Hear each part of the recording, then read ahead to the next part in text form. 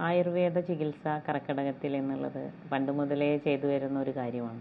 എന്തുകൊണ്ടാണ് കർക്കിടകത്തിൽ നമ്മൾ ആയുർവേദ ചികിത്സ ചെയ്യുന്നത് എന്നുള്ളത് ആളുകൾക്ക് അറിയില്ല. കർക്കിടകം എന്ന് പറയുന്നത് ഋതുസന്ധി, അതായത് വേറെ ഒരു കാലാവസ്ഥയിൽ നിന്ന് വേറൊരു കാലാവസ്ഥയിലേക്ക് നമ്മുടെ ക്ലൈമറ്റ് ചേഞ്ച് വരിക എന്ന് പറയുന്നൊരു സമയമാണ്. ചൂടായിരുന്ന സമയത്ത് നിന്ന് തണുപ്പിലേക്ക് വന്നുകൊണ്ടിരിക്കുന്ന സമയം. ആ സമയത്ത് നമുക്ക് അഗ്നി കുറവ്, അതായത് ഡൈജഷൻ ഇഷ്യൂസ് ഉണ്ടാവാനുള്ള ചാൻസ് കൂടുതലാണ്.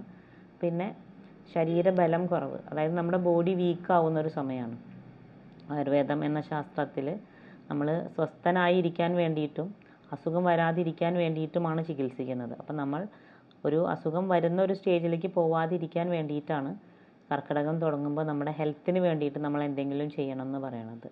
ഹോൾ ബോഡി നമ്മൾ മസാജ് റെജുവിനേഷനായിട്ട് നമ്മൾ കൊടുക്കുന്നതാണ്. അതായത് കർക്കിടകത്തിൽ എണ്ണ തേപ്പ്, അഭ്യംഗം, കിഴി എന്നുള്ള കാര്യങ്ങൾ നമ്മൾ ചെയ്യുന്നത്. എല്ലാ പഞ്ചകർമ്മ ചികിത്സകളും കർക്കിടകത്തിൽ ചെയ്യുന്നത് വളരെ നല്ലതാണ്.